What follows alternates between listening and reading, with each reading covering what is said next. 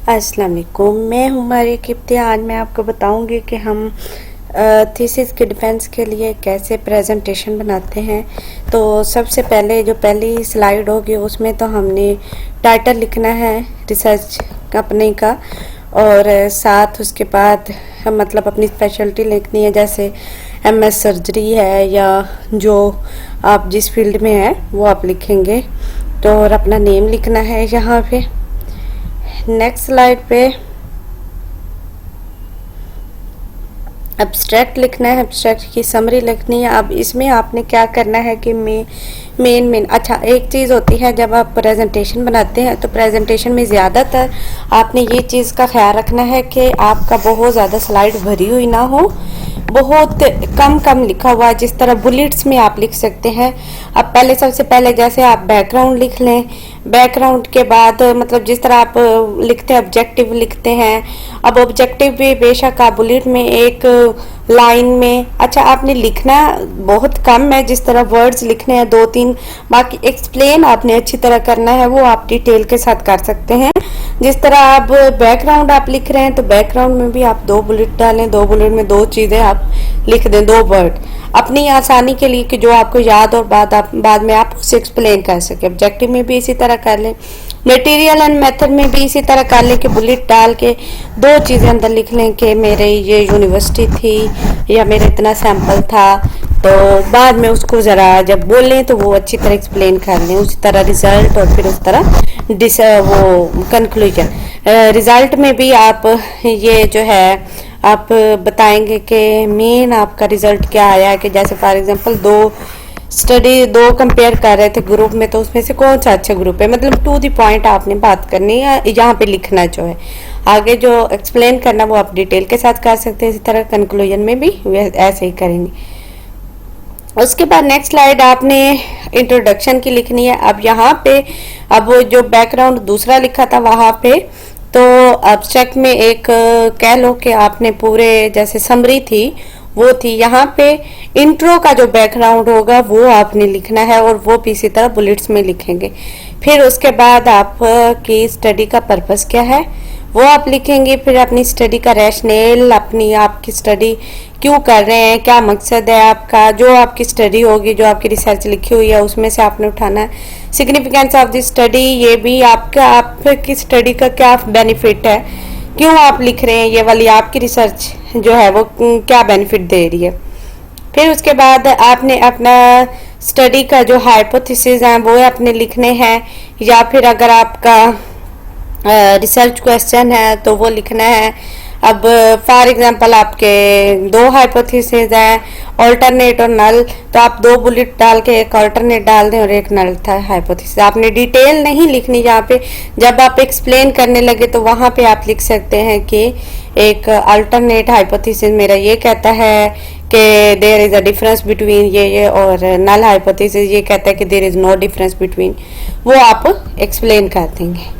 उसके बाद ऑब्जेक्टिव आपका आपने लिखना है, वो आप एक आदल में लिख दें कि ऑब्जेक्टिव ये है टू कंपेयर दिस वेरिएबल्स।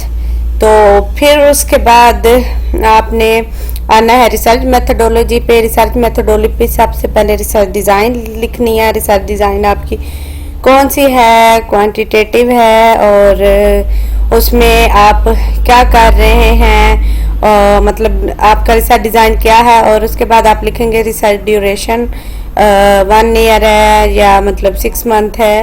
फिर स्टडी सेटिंग आपने किस जगह पे स्टडी की है, जैसे कि जो हॉस्पिटल है या जो आपकी यूनिवर्सिटी है वहाँ पे स्टडी पॉपुलेशन आपकी क्या थी, कौन से पेशेंट थे, जैसे हेपेटाइटिस सी के पेशेंट थे या एज इट जो भी आपके होंगे आपकी पॉपुलेशन हुआ। और उसके बाद सैंपल साइज जिस तरह के आप लिख दें कि 41 इन ईच ग्रुप। तो मतलब एक लाइन में ये आपने एक्सप्लेन करना, एक लाइन यहाँ पे लिखनी। सैम्पलिंग टेक्निक क्या थी आपकी, नॉन प्रोबेबिलिटी सैम्पलिंग थी, प्रोबेबिलिटी सैम्पलिंग थी, तो जो भी टेक्निक थी रैंडम सैम्पलिंग थी उसके बाद, तो वो आपने लिखनी है। फिर उसके बाद आपने इंक्लूजन और एक्सक्लूजन क्राइटेरिया, ये भी बुलेट्स में आपने डाल के लिखने हैं कि आप के इंक्लूजन में ये 2-3 एज आप लिख दें, 20 to 50 ईयर ओल्ड, 20 to 50 बस एज, ऐसे करके मतलब दो तीन वर्ड्स जैसे होते हैं वो लिखने, इसी तरह एक्सक्लूजन क्राइटेरिया आप लिख दें। फिर उसके बाद उसको एक्सप्लेन आप ज़रा बेशक डिटेल के साथ कर लें, क्योंकि जितना कम लिखा होता है, और एक और चीज़ होती है कि जितनी आप पिक्चर्स वगैरह प्रेजेंटेशन में डालते हैं या उसके बाद ग्राफ वगैरह, तो वो ज़्यादा एक्सेप्टेबल होते हैं एज़ कम्पेयर टू कि अगर आपने बहुत ज़्यादा लिखा हुआ हो। लिखा हुआ जो होता है वो उसको एक्सेप्ट नहीं किया जाता। उसके वो ये होता है कि आप कम लिखें लेकिन एक्सप्लेन डिटेल्ड में करें। और डाटा कलेक्शन उसके बाद है आपके स्टडी वेरिएबल्स क्या थे, जैसे कि ग्रुप ए में ये वाला मेरा वेरिएबल था, ग्रुप बी में मेरा ये वाला।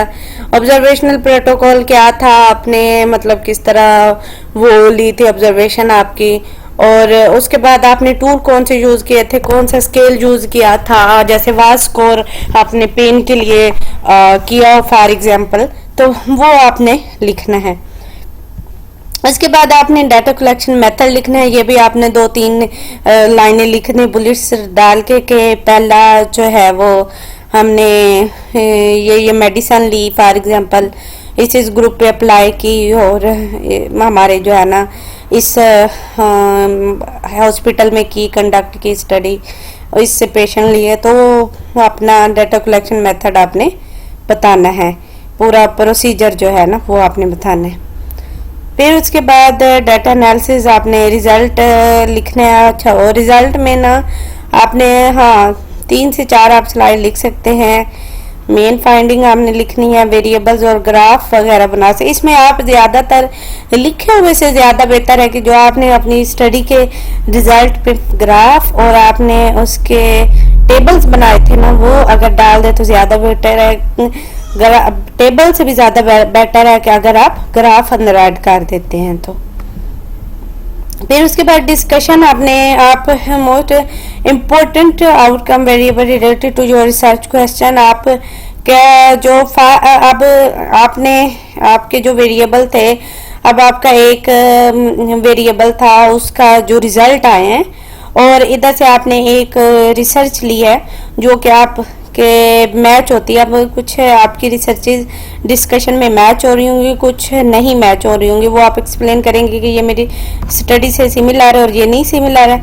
लेकिन यहाँ पे आप जो बहुत मतलब आपकी वेरिएबल बहुत ही एक इम्पोर्टेंट वेरिएबल है और आपकी स्टडी मैच हो रही हो, तो आप उसमें आपने मतलब ये भी आपने थोड़ी सी डिटेल लिखनी, जैसे आप कह लो कि इस ईयर में इस ऑथर ने एक कंडक्ट की थी स्टडी और उसका ये था मतलब टाइटल और उसके रिजल्ट ये आए थे, तो वो मेरी स्टडी से मैच कर रहे हैं ये चीज़। और फिर उसके बाद अपना कंक्लूजन लिख देना जो आपकी स्टडी का है। फिर उसके बाद आपने रिकमेंडेशन की स्लाइड बनानी है कि आपकी स्टडी क्यों रिकमेंड की जाती है, किस वजह से, क्यों इम्पोर्टेंट है, लिमिटेशन क्या खराबियां रह गई हैं आपकी स्टडी में, जैसे कि सैंपल साइज आपने कम लिया है, आप पेशेंट अवेलेबल नहीं थे इस डिजीज़ के, या फिर कोविड हो गया था, पेशेंट कम आ रहे थे वगैरह वगैरह, जो मतलब लिमिटेशन आपकी स्टडी की होंगी।